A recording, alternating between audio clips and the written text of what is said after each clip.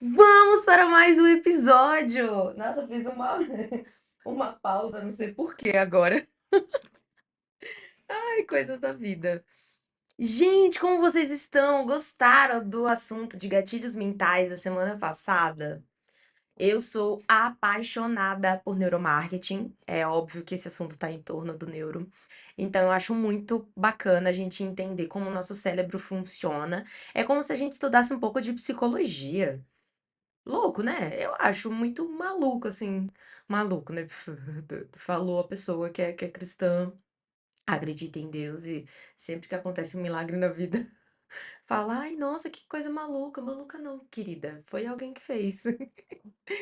Mas é isso, eu acho muito legal. É claro que, assim, zero vontade de estudar psicologia. Acho que eu nunca tentaria entender a mente do ser humano. Não nesse sentido, global ou amplo da coisa. Agora, entender como funciona, as o comportamento do ser humano através inconsciente, isso me fascina bastante.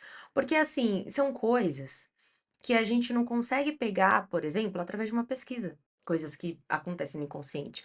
Porque são atitudes que são tomadas inconscientemente. Então, elas não estão conscientes ainda daquilo. É depois que às vezes a ficha cai. É depois que às vezes ele reconhece que aconteceu alguma coisa, entendeu? Eu lembro até hoje que na faculdade eu aprendi sobre. Ai, tem um termo que eu não vou lembrar agora porque é muito antigo, mas sobre aquele corredor do mercado até o caixa, por que que tem tantos produtos ali? Eu nunca tinha parado para pensar como consumidora comum, né, sobre aquilo. E eu lembro que foi na faculdade que eu aprendi que aquilo tem um nome e que é sim formas de gatilhos para você fazer você comprar pequenas coisas, mas porém muitas no caminho. E eu parei para pensar que geralmente, durante o mercado, eu até consigo me controlar no sentido de não pegar tanta besteira, a não ser que seja o objetivo, né? Que às vezes tem esses objetivos de você ir no mercado só pra comprar besteira. Mas às vezes não. E aí eu tava pensando nisso, que no meio do mercado em si, eu não tinha essa consciência de, né, inconsciência, mas esse impulso de falar assim, ah, eu mereço um chocolatinho, eu mereço um salgadinho diferente. No meio do mercado eu consegui me controlar, mas, cara, no caminho do caixa, principalmente quando demora muito, você fica olhando muito, é quase inevitável. E também na faculdade eu aprendi que isso surgiu nas farmácias. Por isso que, inclusive, lá fora, as farmácias são quase mercados, de tanta coisa que tem dentro de uma farmácia. Por conta disso, eles aprenderam que o caminho do caixa é muito importante. O que que as americanas fazem com isso? Criou paredes que tem 360 de produtos. Dentro, fora, do lado, na frente. Onde você passa, tem produto ali para comprar. Então, não tem, inclusive, não tem nada a ver com valor. Tem a ver com desejo mesmo, que ele acaba atiçando quando a gente vê muito algo, ainda mais quando a gente tá falando de comida. Então, por isso que eu acho tão legal, porque são coisas que, se você perguntar, a pessoa talvez até responda um não, um, ai, nunca parei pra pensar nisso. Mas quando elas estão na vida, vivendo, curtindo, conversando com os amigos, de repente elas soltam umas coisas que eles acham que é manias únicas e, na verdade, são tudo atitudes e hábitos inconscientes que eles têm. Hábitos de consumo que eu acho muito legal. Por isso que eu sou fascinada pelo neuromarketing e quero muito me especializar e me aprofundar nesse assunto, porque eu acho muito legal. Ai, gente, hoje eu tô de sorriso de orelha a orelha porque tá muito frio. Ai, eu tô de tricô. Eu tô de gola alta. Ai, vou vestir meu pijaminha hoje de adulto. Adulto que não teve infância. Mentira, eu tive muita infância. Mas estou. Ai, esse frio, saudades. Eu tava até com receio que não houvesse mais esse tipo de frio em São Paulo. Pena que dura pouco, né? Mas enfim, vamos lá. E hoje o tema do nosso episódio é conteúdos humanizados. Faz um certo link com gatilhos mentais. Porque o que que são gatilhos mentais, né? São como se fossem pensamentos intrusivos. Só que o pensamento intrusivo a gente tem muita consciência quando eles acontecem. que é um joga seu celular daqui do alto, né? Nossa, e se eu pular daqui, será que eu, né? Não, inclusive, não sigam seus pensamentos intrusivos, porque são meio malucos. E se eu gritar no meio da homilia da igreja? É uns bagulho bem louco. Mas tem um pouco de ligação, porque assim, quando a gente fala de conteúdo humanizado, eu sei que é bastante óbvio, eu já falei isso diversas vezes, mas eu acho que quantas vezes forem necessárias ouvir, eu tô nesse assunto, eu vou falar. Somos pessoas vendendo para pessoas. Eu acho que às vezes a gente esquece disso, ou pelo que a gente vende, ou pelo que a gente vive. Então, não importa se você vende tecnologia, se você vende software, não é nem um celular, mas é um aplicativo para celular. Não importa. Não importa se você vende serviço e se você depende de um software para executar esse serviço. Não importa, eu não sei se vem ao caso aqui, mas uma explicação bem rápida, tá? Software é tudo que é programa, né? Tudo que a gente executa, de certa maneira, num computador, no celular, em qualquer aparelho tecnológico. E header é a peça física que você toca. Eu aprendi isso no meu curso de montagem e manutenção de micro, que eu já comentei aqui com vocês. E que tinha um curso de software e tinha um curso de header. Assim como tinha parte que a gente falava só de header e outra parte que a gente falava só de software. É bobagem, assim. Tem gente que pode ouvir aqui se for da área da tecnologia, então que vai, nossa, Priscila, quem não sabe disso? Muita gente não sabe. Então, sempre que eu falar software é aplicativo, site, tudo que se executa de alguma maneira, de alguma coisa. Tudo que você dá play é um software. E tudo que você loga também, enfim. Tudo que não se toca precisamente. Se vê, mas não se toca. Com as mãos, só pra, né, deixar bem claro. O óbvio precisa ser dito, sempre. Então, quando a gente fala de conteúdo humanizado, e mais uma vez, se você vender tecnologia, pode parecer que a gente tenha que robotizar ou dar mais ar de tecnologia para as coisas. Só que a gente tem que lembrar que quem contrata, quem assina o cheque, que muitas pessoas nem sabem o que é cheque mais, mas nunca aprendi a usar, inclusive. Mas quem paga os serviços, os produtos ou qualquer coisa é uma pessoa. É uma pessoa. Existem muitas tecnologias, existem a IA, existem muitas coisas que são colocadas hoje no mercado, mas ainda não existe um robô que seja dono de um negócio e que venda produtos por aí no mundo. Pelo menos não ainda. Então, assim, por isso que é tão importante falar de conteúdo humanizado. E eu acho importante falar isso porque quando a gente está construindo um produto, quando a gente está construindo conteúdo, planejando um conteúdo, eu sempre digo que é importante sim ter um ar de profissionalismo no conteúdo. Porque quando a gente fala sobre conteúdo, principalmente de marcas, de profissionais, as pessoas querem um pouco de seriedade. E por que eu digo um pouco? Porque elas querem se identificar com o conteúdo, então não pode ser tão sério ou tão fechado naquele quadradinho da marca, porque senão o conteúdo não vai, causar identificação e conexão com o seu consumidor, com o seu usuário. Mas ele também precisa ter alguma coisa séria, alguma coisa de seriedade, porque passar confiança, dizer para o seu consumidor: "Pode confiar em mim, eu não sou um golpe", ainda mais no mundo de hoje, que fazem golpe com tudo. Gente, aconteceu uma tragédia na outra semana, que foi a queda do avião, e assim, com um dia que foi que aconteceu tudo, se eu não me engano, no mesmo dia divulgaram os nomes, né, das pessoas que infelizmente, foram afetadas, que sofreram, né, com o acidente.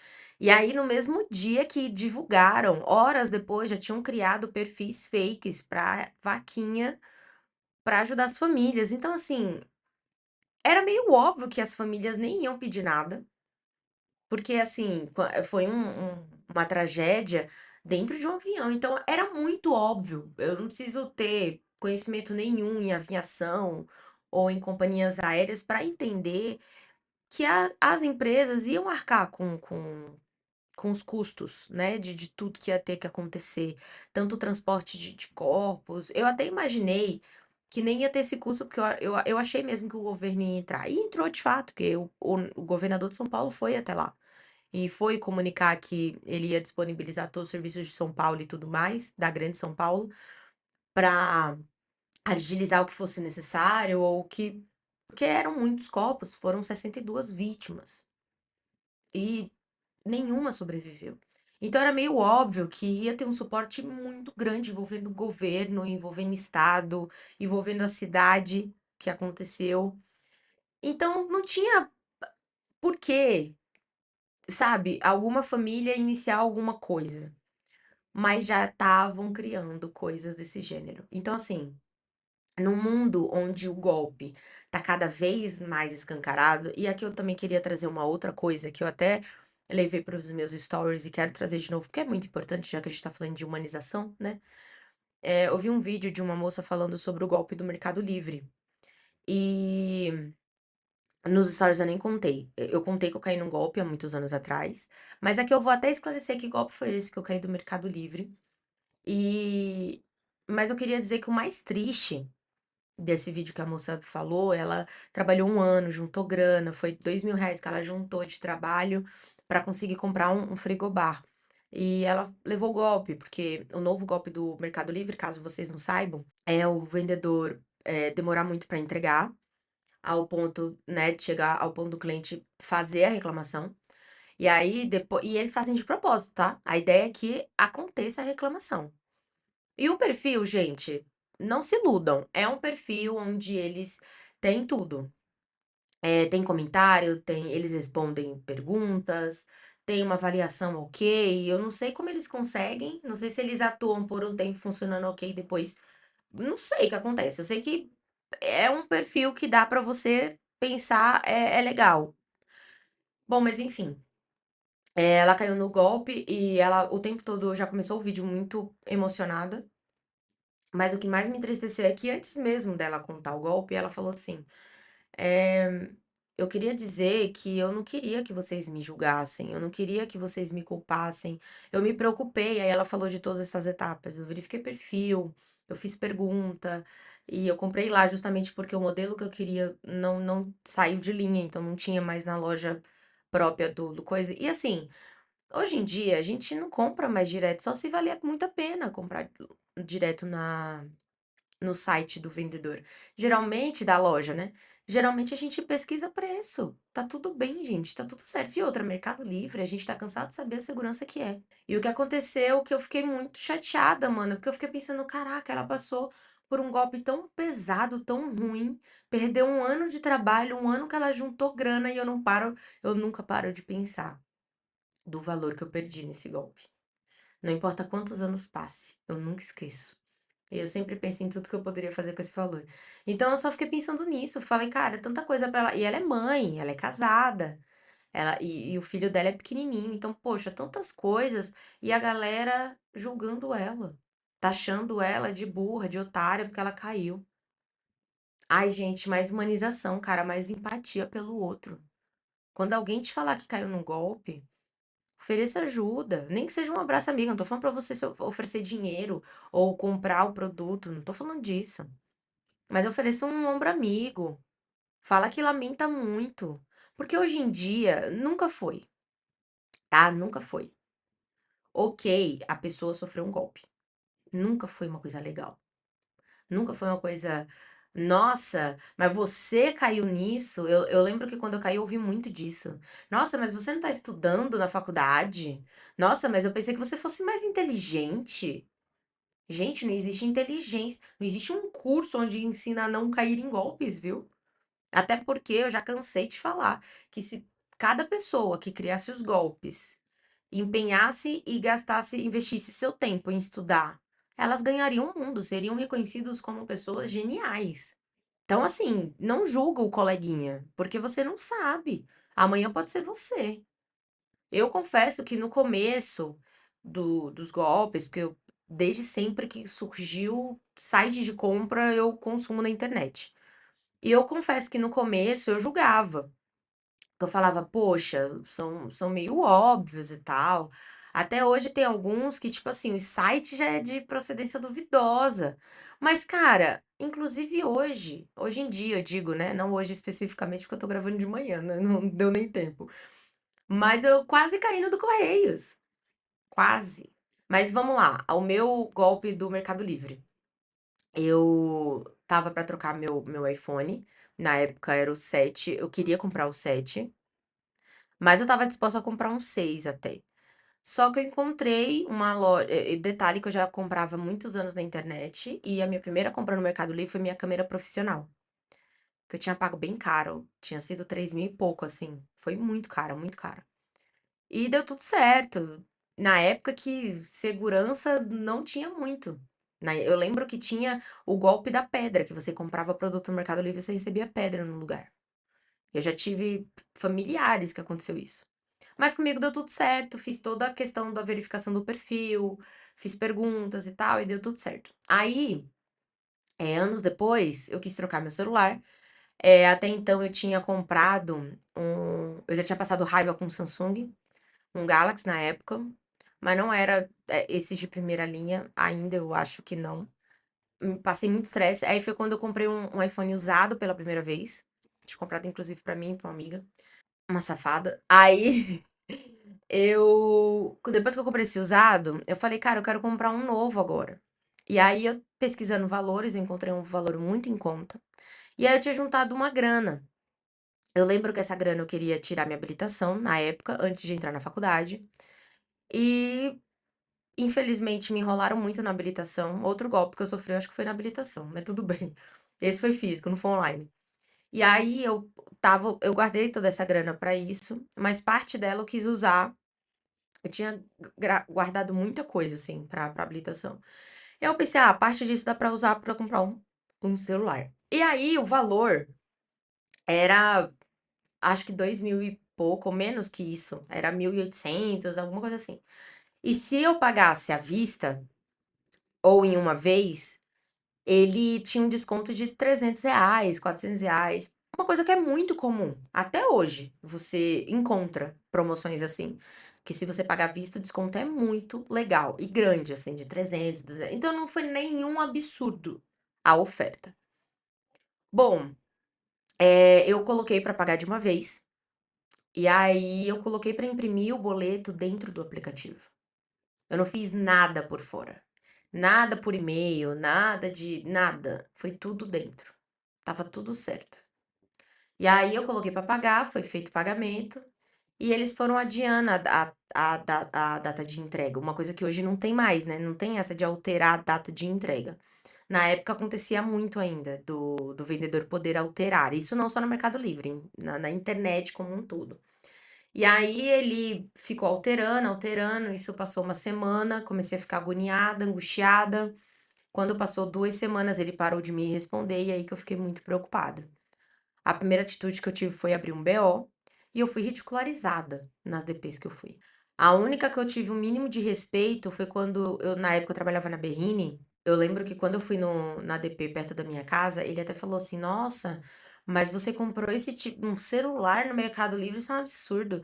Eu compro camiseta. Ó, essa camiseta aqui foi eu que comprei lá. E, tipo, eu não quis perder tempo dizendo pra ele que, tipo assim, macaca velha de comprar coisa na internet. Mas eu achei um absurdo tão grande. Eu falei, cara, não é sobre isso. Não é sobre burrice. Não é sobre falta de inteligência ou abundância de ignorância. Ele que era um completo ignorante, mas eu também não sei se também envolvia, porque, né, delegacia tem muito homem, e eu fui lá sozinha, não sei se tem um pouco disso. E eu nunca tinha ido numa delegacia antes. Bom, fui na DP da Berrine, me fizeram esperar umas 2 horas, eu acho, de espera lá. E aí eu lembro que eu só fui bem atendida quando uma delegada chegou. E aí ela me atendeu pessoalmente, ela que registrou meu BO, ela me ouviu. Ela em nenhum momento me ofendeu, em nenhum momento me ridicularizou, me ofendeu, enfim, me fez me sentir uma burra. Ela inclusive me tranquilizou na época, porque ela falou: "Olha, é difícil a gente conseguir encontrar, porque enfim, eles fazem muitas mudanças", e depois eu fui, pesquisar o endereço que estava registrado no CNPJ e dava numa concessionária. Então, assim, é muito difícil rastrear esses caras, mas ele falou: "Às vezes, compensa você responder o e-mail deles, porque eles podem ter acesso ainda, e vai que eles, sei lá, te devolvem". Eu tive um caso de uma mulher, uma mãe de família, que foi furtada, assim, lesionada que nem você, E o cara teve pena, porque ela mandou uma mensagem e tal e devolveu o dinheiro. Ele se arrependeu e se entregou na polícia. Então, assim, nunca se sabe. Tenta. Eu lembro que eu tentei, só que eu não fui nem um pouco dramática, eu fui muito puta, porque eu estava com sangue nos olhos na época. Mas eu tentei falar: "Poxa, eu sou estudante, eu ia usar o celular para trabalhar e para estudar, muita sacanagem. Era o meu único dinheiro que eu tinha guardado, porque eu já tinha sido extorquida na habilitação que eu tirei, porque tiraram tudo e mais um pouco do que podiam de mim, assim". Enfim, eu fiquei muito triste, mas não tinha muito o que se fazer. E eu lembro que na época eu fiquei com vergonha também de contar, porque a gente sente vergonha. Gente, a vítima não pode sentir vergonha disso não. A vítima não tem do que se envergonhar. O criminoso, o golpista tem do que se envergonhar. Então eu acho importante trazer isso, porque, poxa vida, somos humanos lidando com humanos. Então, sabe, já tem muita gente ruim no mundo. Vamos se sensibilizar um pouco e tratar o outro um pouco melhor. Por isso que é tão importante a gente trazer um pouco de seriedade, porque tem muito golpe no mercado. Então, quando você traz seriedade, você passa um ar de, é uma empresa séria, uma empresa que sabe, eu posso contar. É uma empresa que se eu mandar um comentário, eu sei que ela vai me responder. É uma empresa que eu sei que se abrir uma reclamação, ela vai me dar atenção. Então são coisas que a gente não consegue, identificar facilmente quando o perfil é muito gente, pelo amor de Deus, tá tudo bem você ter feed bagunçado. A Evelyn Regli fala muito disso, né. A vida é que nem um feed todo cagado, e tá tudo bem, é assim mesmo que acontece. Mas não significa que ela não faça um post outro profissional. Não significa que quando ela vai lançar alguma coisa da empresa, que ela tem uma empresa, ela não vai fazer um footing, que é uma série de fotos profissionais, com um cenário profissional, com modelos profissionais. Então, não confunda humanização com falta de profissionalismo. Faça um mix. E eu também não tô falando para você descartar as fotos caseiras, porque, por exemplo, se você é uma empresa que vende produto e compartilha os feedbacks, o seu cliente muitas vezes pode não ter um celular de tão boa qualidade. E tá tudo bem, tá tudo ótimo. Então, não deixe de compartilhar o conteúdo do seu cliente, porque aquilo passa a veracidade do seu conteúdo, da sua marca, da sua empresa, do seu produto, do seu serviço. Se você vende serviço, um depoimento de um cliente, ele vai gravar bem? Talvez a pessoa seja uma mãe de família, cansada, que não tem tempo, mas ela gostou tanto do seu serviço e falou: pô, vou gravar um depoimento para essa pessoa. E aí ela vai lá, grava esse depoimento do jeito que dá. Pode ser em áudio, mas pode ser num vídeo, onde ela não esteja tão organizada. E tá tudo bem. A vida não sempre é feita de cenários bonitos, propositais. O meu escritório aqui, esse cenário fui eu que criei, eu que quis. Mas se eu fosse uma pessoa, por exemplo, que gravasse na rua, conteúdos na rua, não tem como prever o que vai acontecer. Pode chover, pode fazer muito sol, eu posso suar muito, pode surgir um maluco que não deixa eu gravar em paz, pode surgir um cenário que eu pensei que estava bonito até ontem, aí alguém grafitou ou alguém encheu de lixo e ficou feio. Infinitas coisas podem acontecer. Então, um conteúdo ou outro tá tudo bem. O problema é quando você foca só naquilo. Então, você vai gerar conteúdo para sua marca, tem que ter fotos profissionais, tem que ter conteúdo relevante. Tá tudo bem uma foto ou outra humanizada, que dá na cara que não tem muita qualidade, que tá na cara que não teve muito cuidado ali, que só juntou e tirou foto, tá tudo bem, uma vez ou outra. Então a seriedade, o profissionalismo no seu conteúdo, ele traz essa seriedade de eu posso confiar nessa empresa. Inclusive golpistas usam dessa técnica, por isso não deixem de usar, né. É claro que isso não significa que você tem que voltar à era das cavernas. Significa que você tem que utilizar das ferramentas e se adaptar a elas. Gente, quando a IA surgiu, a inteligência artificial surgiu, eu tive muito repúdio a ela. Eu pensei: "Ai, o meu planejamento não se compara a um planejamento que a IA vai criar. Minha criatividade não se compara a qualquer sugestão criativa que a IA pode dar". E eu estava certa nesses pontos, mas não significa que eu não deva me juntar a eles. Teve um episódio que eu falei sobre isso, tudo que é novo gera medo. E como bela ser humana que sou, eu tive muito receio da IA. Então, assim, É realmente assustador. Eu realmente passou pela minha cabeça: "Eu vou perder meu emprego pra inteligência artificial". Mas é que nem um computador. As pessoas antes faziam curso de tatilografia, para conseguir aprender e conseguir usar da melhor forma possível a máquina de escrever. E depois surgiu os computadores. Você acha que não teve muita gente que ficou, resistente à tecnologia? Teve muita gente que ficou resistente a computadores. Hoje a gente vê avós, né, pessoas idosas, da melhor idade, querendo aprender a mexer no celular, a gravar vídeo, a mexer no computador, e acho uma graça, mas por muitos anos eles também foram resistentes. "Não, as máquinas vão dominar o mundo, não vou permitir. Ai, nada substitui o meu papel". Tudo bem, nada substitui o papel. Prova disso aqui, ó, o tanto de caneta colorida que eu tenho. Às vezes, nada substitui você escrever direto no papel e tá tudo certo. Mas também não dá pra gente negar o auxílio que é a inteligência artificial. Então, use das ferramentas, explore, agilize o seu dia. Gente, de verdade, eu sou uma pessoa que, por mais que eu tenha nascido na era da origem da tecnologia no sentido próximo, que quando próximo da gente, porque eu vim de uma época onde não existia o WhatsApp na escola, né. Parece que foi há 2000 anos atrás, mas quase isso. E ciente disso, eu sempre, né, soube, eu tinha trabalhos da escola que eram obrigados a ser manuscritos, porque nem todo mundo tinha acesso a computador também, porque hoje em dia é um pouco mais facilitado. Tudo bem que não é fácil também ter computador em casa, mas pauzinha para a água. Vindo dessa época, eu sempre fui muito resistente. Eu até hoje tem coisa que eu não consigo. Os meus roteiros aqui do podcast, eu só faço escrita à mão. É muito difícil pra mim. Às vezes eu demoro muito pra criar um planejamento mensal da rede social, porque eu sei que é mais ágil se eu fizer isso no já direto num documento online.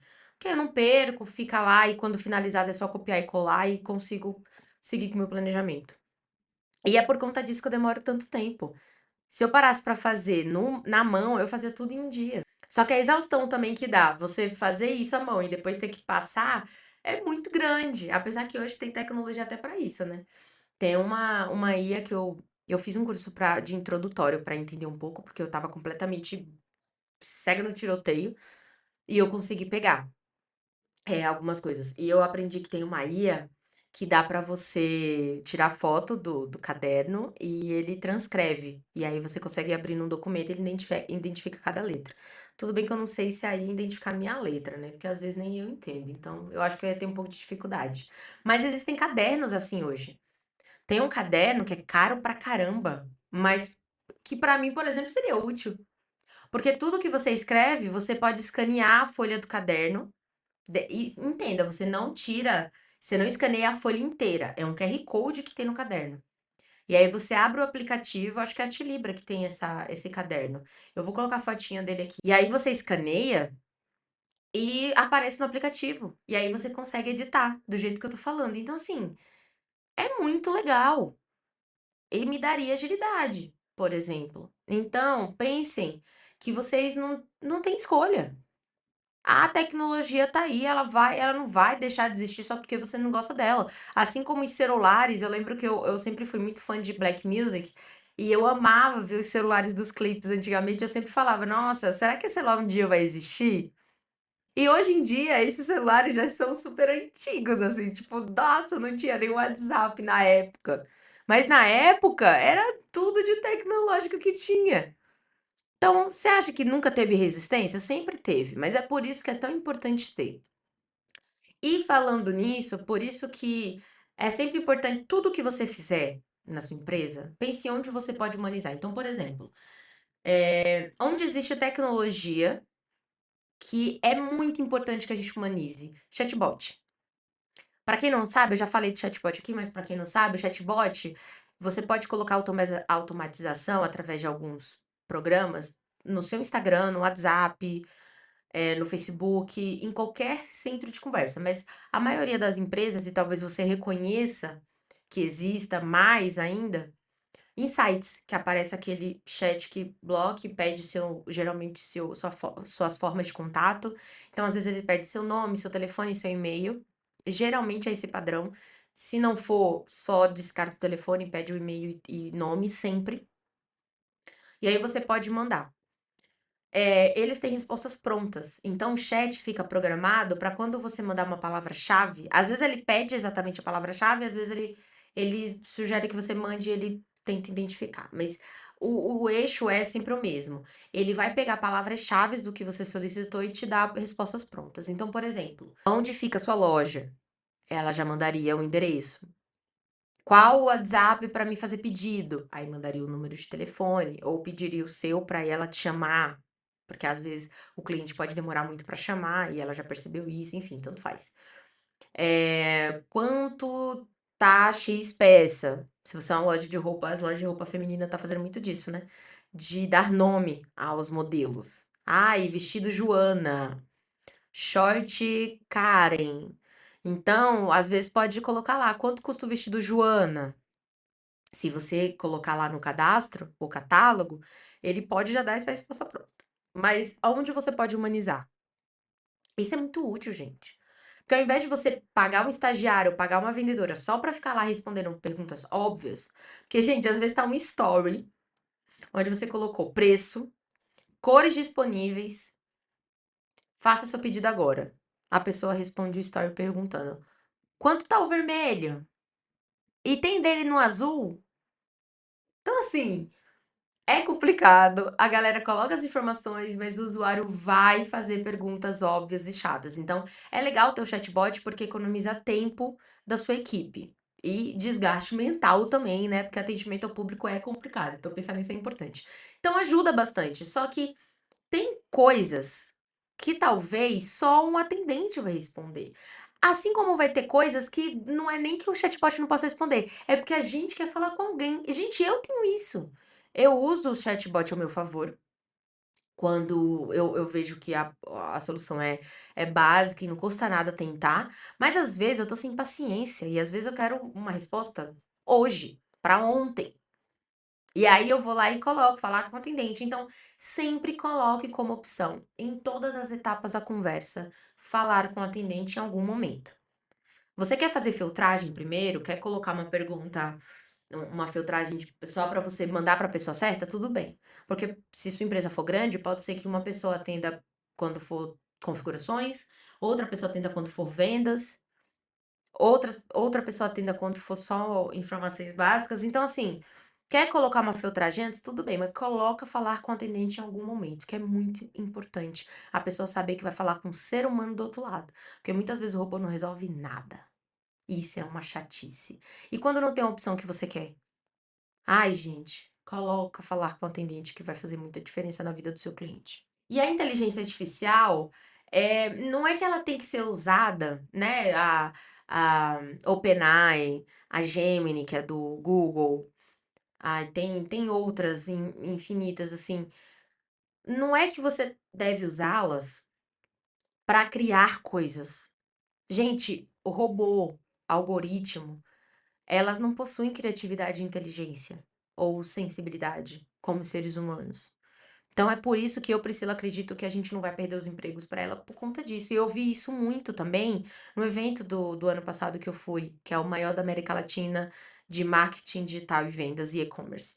Então, assim, não vai roubar nossos empregos por conta disso. Porque ela não tem criatividade, ela não tem a sensibilidade do ser humano. Então, usem elas, eu tô aprendendo a usar, eu ainda não aplico diariamente, mas semanalmente eu acredito que sim. Inclusive, eu criei um post esses dias que a imagem foi gerada pela inteligência artificial. Então, assim, usem a seu favor. Eu não estava encontrando nenhuma imagem que traduzia o que eu queria passar, e aí eu fui lá e criei uma. Então, assim, usem ao seu favor. E não descartem. Tá tudo bem você ter repulsa à tecnologia, mas aprenda a lidar com elas. Procure cursos que ofereça de graça. Eu fiz um de graça que ofereceram. Peguei a oportunidade e abracei. Mas vai na internet, pesquisa, Google da vida. Usem ferramentas que auxiliam vocês no dia a dia. Se você é designer, vai usar uma inteligência artificial para tirar o fundo de uma imagem, porque o cliente quer o bagulho para ontem, você não vai ser menos profissional. Eu sei, eu, Priscila, eu aprendi a tirar o fundo do background da imagem sem tirar o efeito do cabelo da modelo, mas dá muito trabalho. Então por que não pedir para a inteligência artificial fazer isso para mim? Então usem com cuidado. Eu estou fazendo um curso que a pessoa estava ensinando, por exemplo, a como captar e-mails profissionais de empresas. E aí não é só e-mail da empresa, às vezes é o arroba pessoal do gerente de marketing. Eu nunca ia conseguir isso perguntando ou pedindo. Então é isso, é muito importante. Também nas mídias sociais, ter cuidado com respostas automáticas. Às vezes não é nem porque você colocou um chat, é porque você mesmo está respondendo automático. Então, cuidado com isso, de colocar, copiar e colar, sempre colocar a mesma resposta. Cuidado porque às vezes as pessoas se conhecem. A gente pensa que as pessoas não se falam, né, por conta da tecnologia, mas elas trocam ideia. Então, às vezes, elas são amigas, aí uma indicou para outra, falou assim: ai, chama essa loja aí. Ela às vezes não responde, mas poxa, ela é uma loja super legal, super bacana, já comprei lá. Aí você vai comprar, aí recebe uma resposta que é automatizada, enviada por um ser humano. E aí a pessoa fala: putz, ela também me respondeu isso, mas eu pensei que fosse o acaso. Será que elas estão robotizando? Ih, será que a loja não funciona mais como antes? Pega muito mal. Então é isso, gente. Tomem cuidado, humanizem o quanto vocês puderem. Você que é marca, não precisa padronizar os seus posts. Humanizem eles. Gente, não tem nada mais rico nessa vida do que depoimento dos nossos clientes. O lado deles. Quer ver coisa melhor do que você vender um produto para uma função e aí você descobre que seu cliente está usando para outra? E como você descobre isso? Ouvindo eles. Então, assim, faça ações, estimulem os seus clientes a criarem conteúdos, gerarem conteúdos. Não à toa, tem crescendo muito o movimento de UGC, que é conteúdo gerado pelo usuário. Então, por que que tá sendo tão relevante esse tipo de conteúdo? E é um conteúdo que não tem muita tecnologia, não tem muita qualidade, tem um ser humano meio desengonçado do outro lado, mas que é apaixonado pela marca. Gente, todo mundo aqui é apaixonado por alguma marca. Eu sou apaixonada pela marca que eu uso para pintar o cabelo. É uma tinta vegana que eu sou apaixonada, que não maltrata meu cabelo. E o que maltrata meu cabelo é descolorir mesmo. De resto, não tem nada que maltrate ele mais do que isso. Então, assim, pegue com atenção isso. Quando um cliente for atrás de você, porque eu conheci um esmalte, uma coleção de esmalte que o nome é Priscila. Gente, eu nem testei o esmalte, eu comprei umas 3, 4 cores que eu me apaixonei. Quando eu fui pintar, não gostei, porque do nada o esmalte por si só ele faz uns buracos na unha. E aí eu mandei um vídeo e olha que a empresa tem uma super campanha que você não precisa ser um baita influenciador para trabalhar com eles. E aí eu fiz eu avisei, eles pediram pra fazer um vídeo, eu fiz, deu um puta trabalho, mas eu fiz. Gravei sozinha, deu pra ver os buracos que aparecia na unha, apareceu mais de uma vez no vídeo, e elas não me responderam até hoje sobre alguma posição. Poderiam ter me mandado alguma coisa, ter me presenteado com alguma coisa, ter me dado um cupom de desconto agradecendo o cuidado de eu ter avisado sobre o problema, porque eu podia só queimar a marca. E eu me identifiquei com a marca só porque a marca tinha o mesmo nome que eu. Então, assim, humanizem. Nesse sentido, a marca tem um super trabalho de trabalhar com consumidoras que nem influencers são, mas que divulgam e vendem.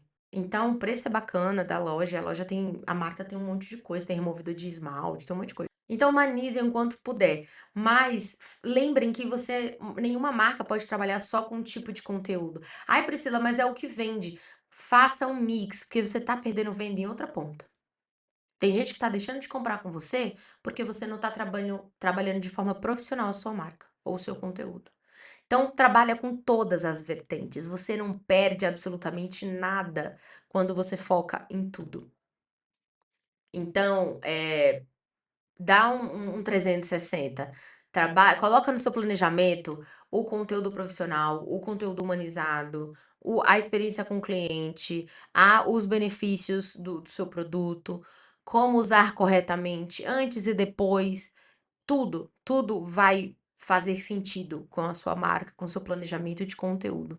Você descartar tá fazendo você perder venda, tá fazendo você perder algum algum usuário de se identificar com a marca e de seguir.